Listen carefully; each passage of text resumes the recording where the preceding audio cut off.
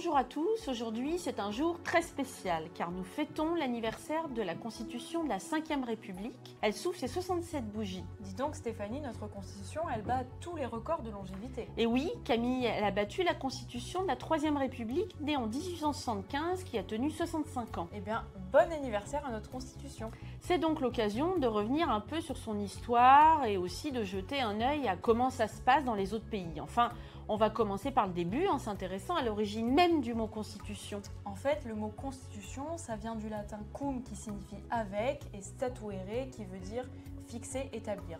Ça donne donc littéralement statuer ensemble, en gros faire ensemble. Bon, ça nous donne déjà une petite idée de ce que c'est. Mais plus précisément, c'est surtout un ensemble de textes juridiques qui définissent les institutions de l'État et organisent les liens qu'elles ont entre elles. Elle fixe et garantit également des principes et des droits. Pour le dire plus simplement, c'est un peu la loi des lois. Et elle constitue la clé de voûte de l'état de droit. Alors, notre Constitution française, c'est un gros manuscrit dans lequel on a plein de tiroirs. 17 parties qu'on appelle des titres et qui sont eux-mêmes divisés en articles et les articles sont eux-mêmes composés de petits paragraphes qu'on appelle alinéas. Mais avant tout ça, dans le préambule, on y trouve aussi les droits fondamentaux avec par exemple la Déclaration des droits de l'homme et du citoyen du 26 août 1789 ou encore la Charte de l'environnement. Alors, en France, on a une constitution écrite, un manuscrit important, tout est écrit, mais c'est pas forcément le cas pour tout le monde.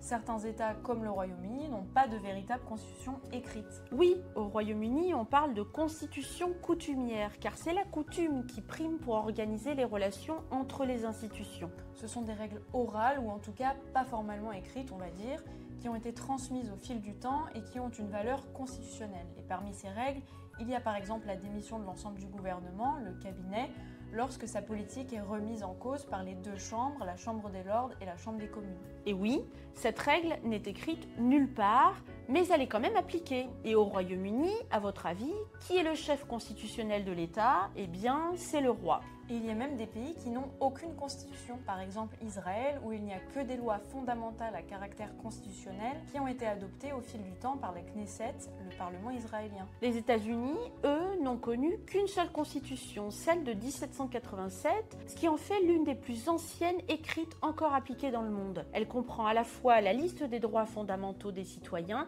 et la définition des différents pouvoirs. Et elle a été modifiée par 27 amendements depuis sa rédaction originelle. Mais la plus vieille constitution écrite au monde, encore appliquée aujourd'hui, a été écrite en 1600. C'est celle de la République de Saint-Marin, un petit état au nord de l'Italie, qui ne fait d'ailleurs pas partie de l'Union européenne. Bon, mais après avoir bien voyagé, revenons un peu à la France. Précisons que notre pays n'a pas toujours eu de constitution. Non, c'est vrai. La première constitution française date de 1791 et depuis, la France a en fait connu une quinzaine de constitutions différentes, tandis que les Américains ont la même depuis 1787. Bon, mais vous nous direz, maintenant qu'on sait ce qu'est une constitution, qui la décide, qui l'écrit. Alors c'est pas n'importe qui.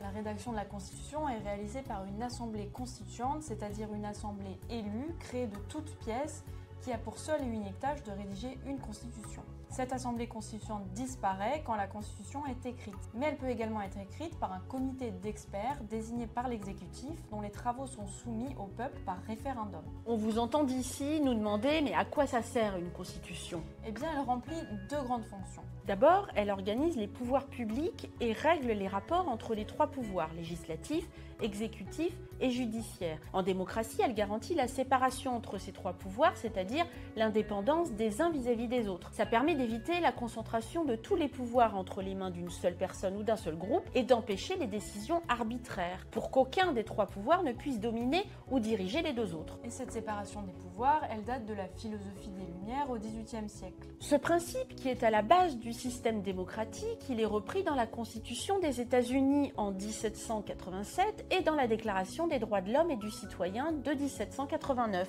Et l'article 16 de la Déclaration des droits de l'homme et du citoyen dit « Toute société dans laquelle la garantie des droits n'est pas assurée, ni la séparation des pouvoirs déterminée, n'a point de constitution. » Et tu fais bien, Camille, d'évoquer la garantie des droits. C'est le deuxième grand rôle de la Constitution. La Constitution, elle définit et garantit les droits fondamentaux des citoyens. Par exemple, en France, elle garantit que tous les hommes et toutes les femmes ont les mêmes droits et doivent être traités de la même manière, quelles que soient leurs opinions, leur âge, leurs origines. C'est un droit fondamental. Parmi les libertés et droits fondamentaux, on peut distinguer les droits liés à la personne humaine, par exemple l'égalité ou la liberté, les droits qui en découlent, comme par exemple l'égalité des sexes, les droits socio-économiques, droit à l'emploi, droit à la protection de la santé, et les droits de troisième génération, comme le droit de vivre dans un environnement équilibré et respectueux de la santé, énoncé par la Charte de l'environnement intégrée au bloc de constitutionnalité français en 2005.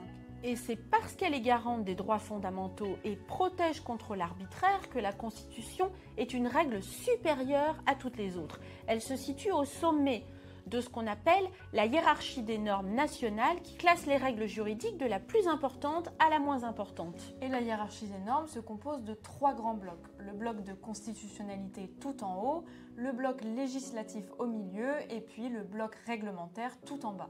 Mais la suprématie de la Constitution n'est pas toujours garantie car la Constitution peut parfois entrer en concurrence avec des règles internationales. Pour la Commission européenne, le droit de l'Union européenne prime sur le droit national, y compris sur les dispositions constitutionnelles. Bon, si une constitution est si importante, elle doit être protégée. Et pour contrôler la constitutionnalité des lois, seul un juge peut le faire. Et en France, c'est le Conseil constitutionnel qui joue ce rôle. Il est composé de 9 membres, 3 sont nommés par le président de la République, dont le président du Conseil, 3 par le président de l'Assemblée nationale et 3 par le président du Sénat. Leur mandat de 9 ans est non renouvelable. Et il est incompatible avec plusieurs autres fonctions, membres du Parlement, du CESE. Et les anciens présidents de la République ont la possibilité de siéger en tant que membres de droit à vie. Parmi les anciens, seuls 5 ont décidé de siéger. En France, depuis 2010, les citoyens peuvent demander à vérifier la constitutionnalité d'un texte déjà promulgué via ce qu'on appelle une question prioritaire de constitutionnalité. La QPC peut être posée au cours de tout litige devant un tribunal d'ordre judiciaire, à l'exception de la cour d'assises, ou administratif, aussi bien en première instance qu'en appel ou en cassation.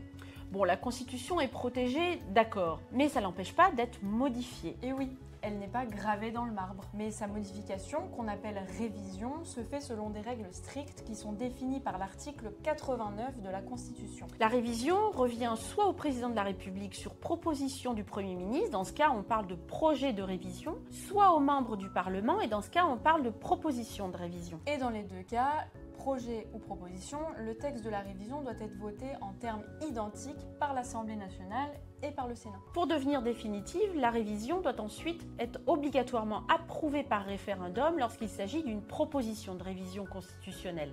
Bon, par contre, si elle est lancée par le président de la République, elle peut être approuvée par référendum ou par 3/5 des membres du Parlement réunis en congrès. Mais il existe des cas où la Constitution ne peut être en aucun cas révisée. L'article 89 précise qu'aucune procédure de révision ne peut avoir lieu lorsque le territoire est occupé, comme en 1940 par exemple. Selon ce même article, la forme républicaine du gouvernement ne peut pas faire l'objet d'une révision. Et depuis 1958, début de la Ve République, la Constitution a été révisée 25 fois à ce jour, dont 13 sous la présidence de Jacques Chirac entre 1995 et 2007.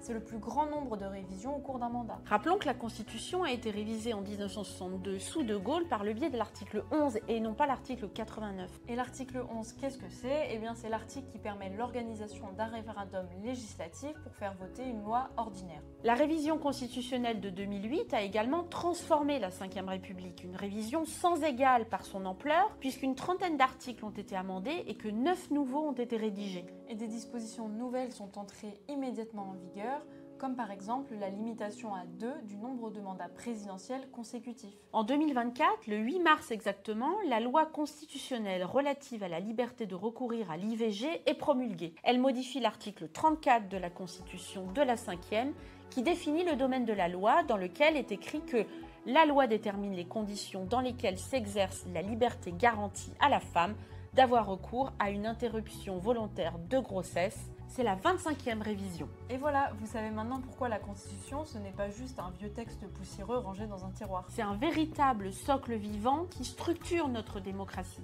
Et même si elle fête ses 67 ans aujourd'hui, elle continue d'écrire l'histoire de la République. Alors encore joyeux anniversaire à notre Constitution. Et à bientôt pour un nouvel épisode. À bientôt.